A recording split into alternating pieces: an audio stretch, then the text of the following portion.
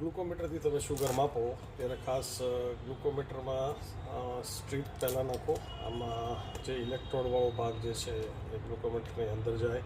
આ જે ભાગ છે જ્યાં આપણે બ્લડનું ટીપું મૂકવાનું છે બહારને.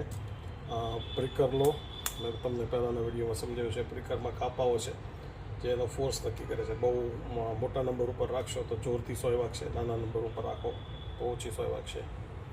સાઈડમાં પ્રિક કરવાનું છે, બરાબર વચ્ચે કરશો તો વધારે લાગશે. એટલે સહેજ જ દબાવવાનું છે, બહુ દબાવશો તો આજુબાજુનું પ્રવાહી ડાયલ્યુટ કરશે બ્લડને અને રીડિંગ ખોટું આવશે. આ ટીપું આમાં જશે એટલે તરત જ રીડિંગ શરૂ થશે અને 5 થી 10 સેકન્ડની અંદર તમને શુગર દેખાડી દેશે. જો અત્યારે જે 103 આવેલું છે. તો આ પ્રકારે કરવાનું છે. જ્યારે બી તમે સ્ટ્રીપ મૂકો અને ગ્લુકોમીટરમાં એક ટપકાની નિશાની આવે, દેટ મીન્સ કે હવે રેડી છે અંદર બ્લડને સ્વીકારવા માટે, ત્યારે જ સ્ટ્રીપની ઉપર બ્લડ મૂકો.